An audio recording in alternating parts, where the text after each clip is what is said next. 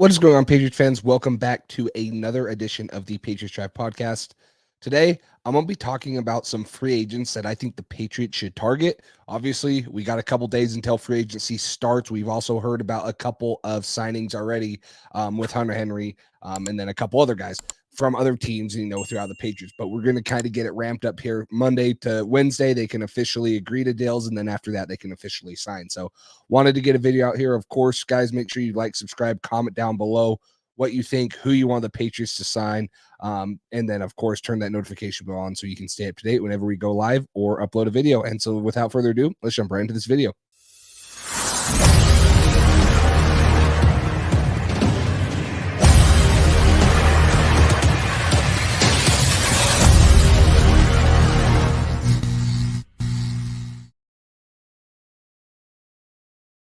Are you tired of trying to find the best deals on tickets to your favorite events, concert, and games?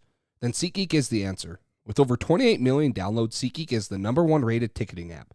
You can find the best deals thanks to their app and website showing you what prices are good and bad. And now you can use code PATRIOTSDRIVE for $20 off your purchase. So go ahead and get those tickets you've been eyeing because you don't want to miss out. Okay, let's jump right into talking about some free agents. First off, breaking news, not really breaking, but Hunter Henry has agreed to a 3-year, $27 million deal with the Patriots. It can get up to $30 million. First off, just kind of want to hit on that. I think that's a great signing. First signing for the Patriots. He comes in. We know what Hunter Henry is. He's a captain. He's experienced on this team.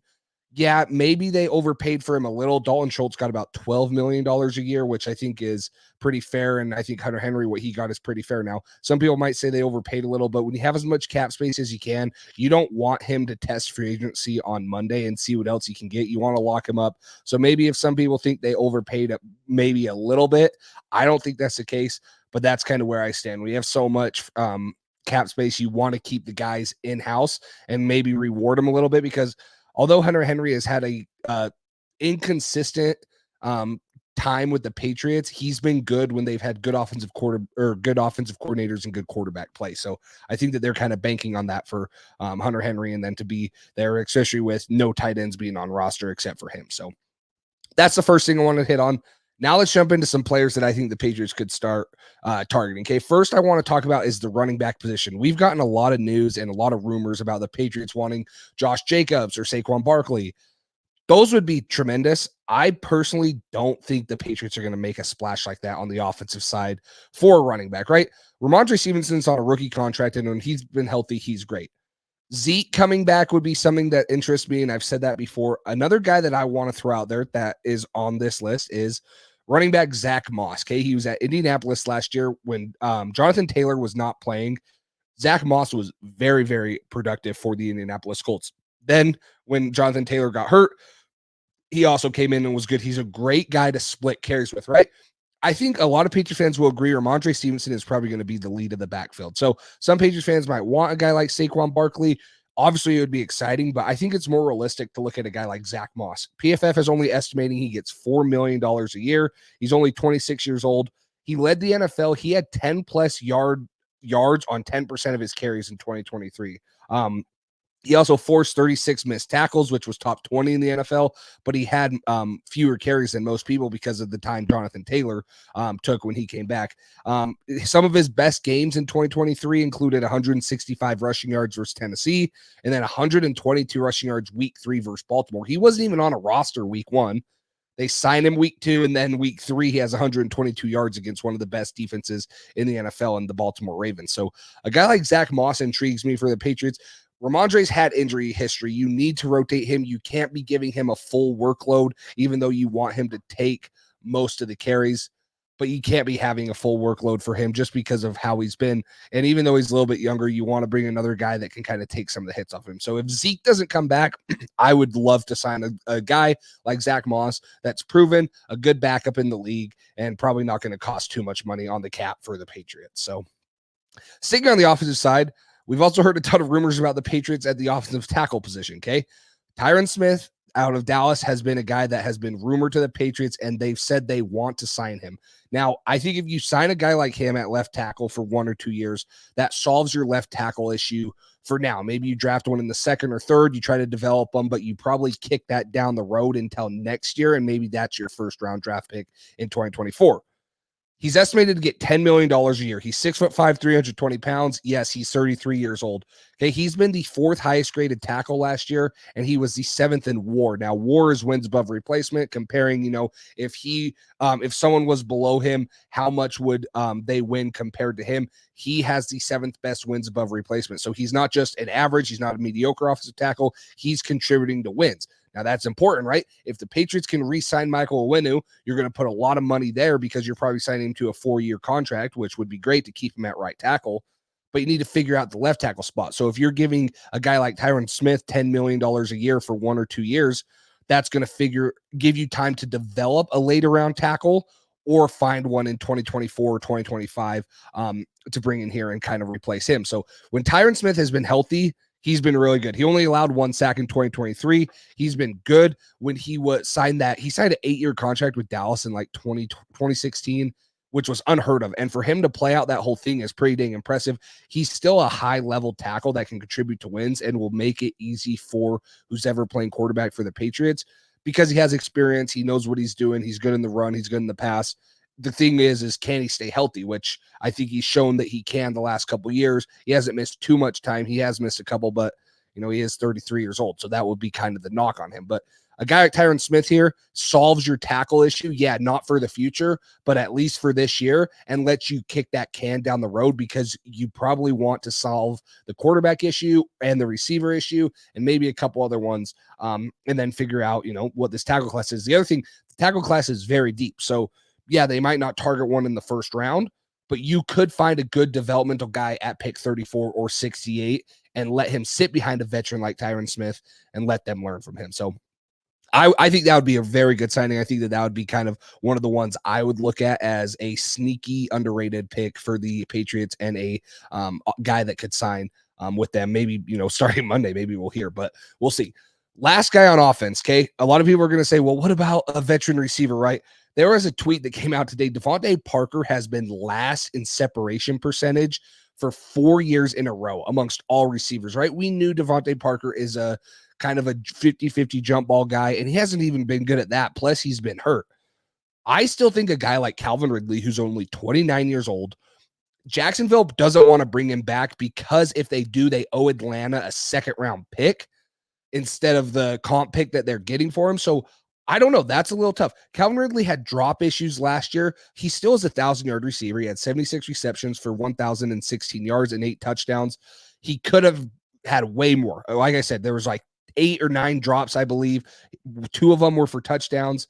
He's 6'1", 190. He's projected to make $18.5 million a year. Now, I would pay Calvin Ridley $18.5 million a year, just knowing, hey, we paid Nelson Aguilar $15 million a year. Calvin Ridley is a much better player than that, and he's still only 29 years old. You sign him for 2 or 3 years, you're going to get him through 30, 31, and 32 years old. He has a chance. Now, I think last year a little bit contributed to he hadn't played football for a full calendar year, plus some, because of his suspension. He's still getting back into the groove of things. NFL football is hard to play, believe it or not, right? It is not easy. So taking some time, he's going to have a whole offseason to train. He had full game experience. Bringing a guy in like him for who's ever at quarterback, I think he's such a good route runner. He's so quick when he has the ball in his hands, and he's being able to kind of separate from guys. I think it would totally change the dynamic of who the Patriots have on the outside compared to like a Devontae Parker they have right now. And then, we'll see what they do with Kendrick Bourne. I would hope that they bring him back. And then, again, a pretty dang good wide receiver class. So you address Tyron Smith in free agency and you take Calvin Ridley.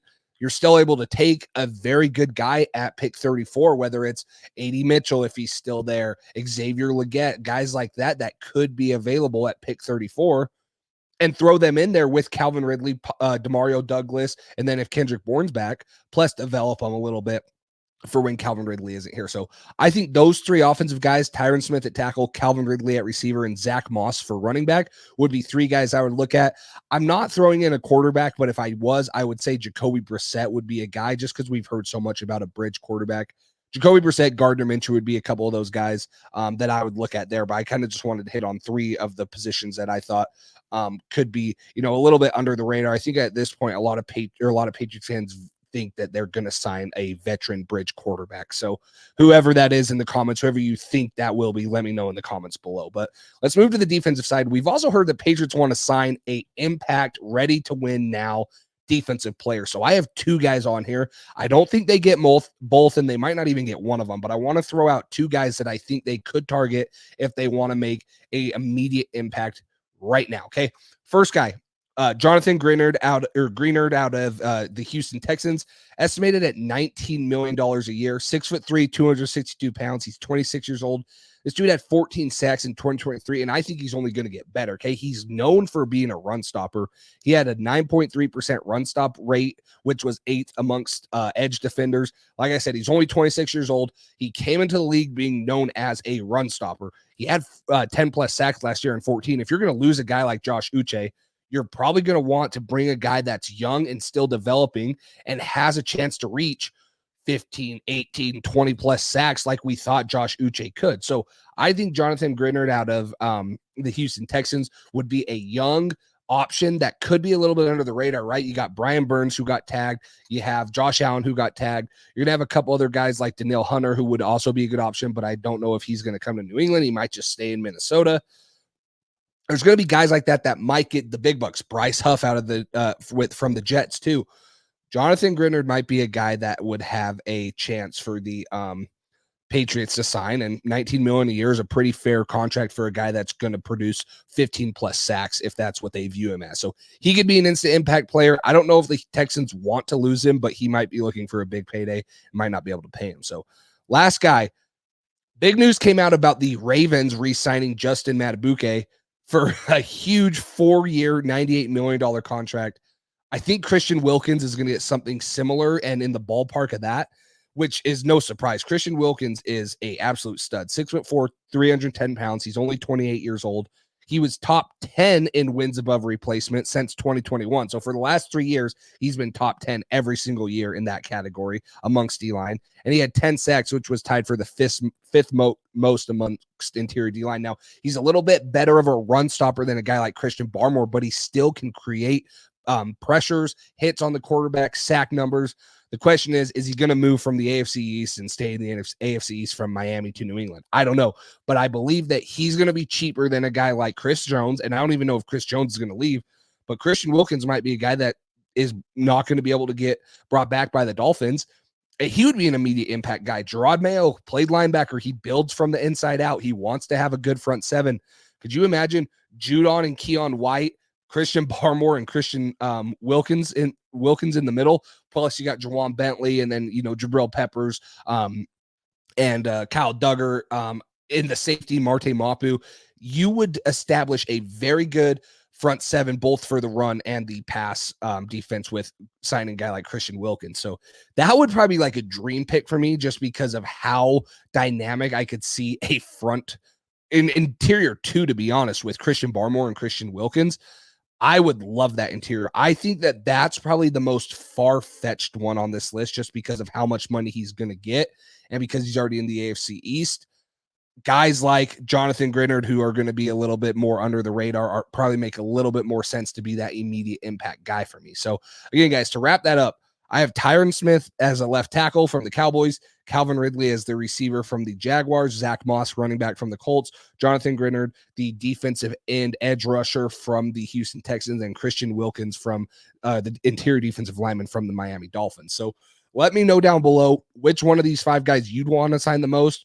Maybe someone that I didn't mention that you think would be the best to sign for the Patriots. And then, of course, make sure you guys like, subscribe, and comment so that I know, or so that you guys can stay up to date when we do go live, do all that stuff. And then, of course, just support the channel and use code PatriotsDrive at SeatGeek to get $20 off of your purchase. Appreciate it. Super excited. We're going to have tons of content coming out, live streams, and videos about who the Patriots signed. So make sure that notification bell is turned on for that and you're ready to stay up to date with this Patriots news, because free agency is right around the corner. And then right after that, we'll know pretty much what the Patriots want to do in the draft, because it will feel like there's a direction and with who they sign and maybe what positions they want to address through the draft and what positions they address during free agency. So super excited for this. Thanks for all the support. And until next time, we'll talk to you later.